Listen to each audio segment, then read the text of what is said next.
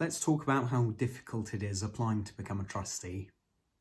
I've worked in the voluntary sector for about 10 years, and when I was in my mid-20s, back when I could be called a young trustee, I was a member of a couple of boards. On paper, I'd say that my CV looks decent enough, but the point I'd really like to get across today is how boards say no to unsuccessful applicants like myself who are either trying to get on a board or get on a board again. Because crafting a board application, at least if you're like me, is really a labour of love.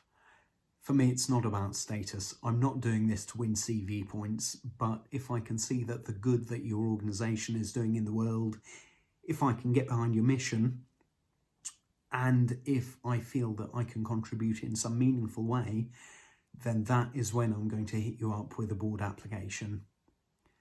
About 12 months ago, I decided that I wanted to be part of a board again, and I started looking for opportunities that really spoke to me, where I felt that I could add some value.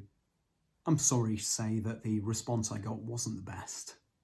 And in fact, the kindest rejection I received on one occasion, among many rejections, was an organisation telling me that my application had some merit and they would like to hang on to it in case there was an opportunity in the future. I suppose in case their first choice didn't work out, or in case they changed their mind. And the fact that that is the nicest thing that happened to me in my search for a trustee role is really saying something. The worst sorts of rejections I received, and actually this is something I saw again and again, was just a standard pro forma email or message saying, sorry, you haven't been successful, see you later.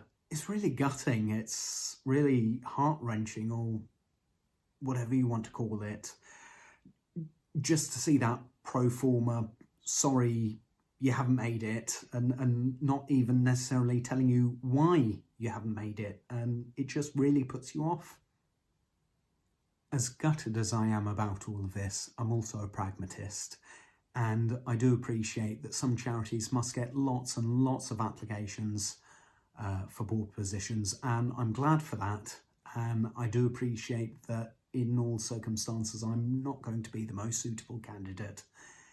But if I could offer just one piece of advice to organisations looking to grow their board, it is that each of their applicants at least deserves, at the very least, some kind of helpful feedback.